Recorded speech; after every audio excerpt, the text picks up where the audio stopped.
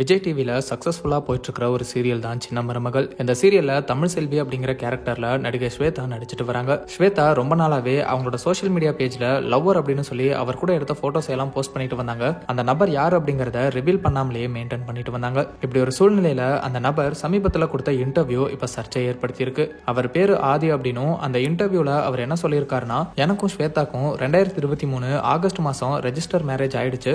இது love marriage தான். ஸ்வேதா வீட்டில் எங்கள் கல்யாணத்துக்கு ஒத்துக்கல. காரணம், நான் ஒரு பிசினஸ் பண்ணேன், அதுல எனக்கு லாஸ் ஆயிருச்சு. ஸோ வேலையே இல்லாத ஒருத்தனுக்கு எப்படி பொண்ணு கொடுப்பாங்க?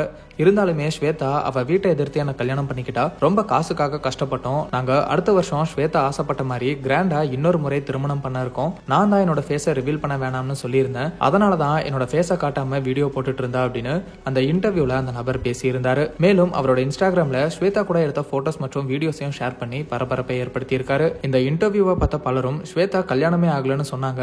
ஆனா இவர் கல்யாணம் பண்ணிட்டோன்னு சொல்றாரு. அப்போ ஸ்வேதா இவ்வளவு நாள் மக்களை ஏமாத்திட்டு இருந்தாங்களா அப்படின்னு அவங்கள விமர்சனம் பண்ண தொடங்கிட்டாங்க. இந்த ஒரு சூழ்நிலையில ஸ்வேதாவே இதை பத்தி வெளிப்படையா சில விஷயங்களை ஷேர் பண்ணியிருக்காங்க. அவங்க என்ன சொல்லியிருக்காங்கன்னா, என்னை பத்தின ஒரு முக்கியமான விஷயத்த உங்ககிட்ட தெளிவுபடுத்திக்கிறேன். பொது தளங்கள்ல ஒரு நபர் அவர் என்னோட ஹஸ்பண்ட்னு சொல்லிட்டு இருக்காரு. அவர் முழுக்க முழுக்க ஒரு ஃப்ராட். அவர் மேல நிறைய லீகல் கேசஸ் இருக்கு.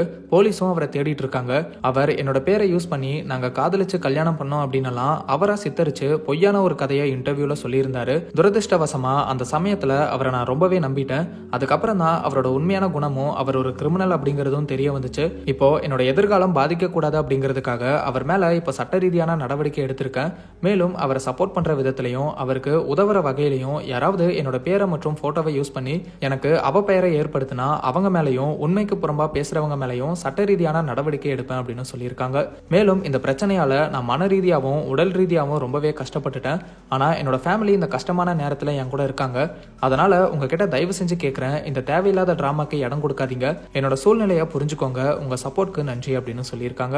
இது மட்டும் இல்லாம நாங்க 2 பேரும் ஏற்கனவே பிரிஞ்சிட்டோம். நான் இதுக்காக லீகல் ஸ்டெப்ஸ் எடுத்துட்டு வரேன். ஆனா அவர் என்னோட பெர்மிஷன் இல்லாமலேயே சோஷியல் மீடியா மற்றும் இன்டர்வியூஸ்ல என்னோட போட்டோஸ் மற்றும் வீடியோஸ் யூஸ் பண்ணி ஒரு பொய்யான கதையை சித்தரிச்சு எனக்கு அவ பெயரை ஏற்படுத்தி அவர் சிம்பத்தி வாங்கிட்டு இருக்காரு அப்படின்னு ஸ்வேதா கல்யாணம் ஆனது உண்மைதான்.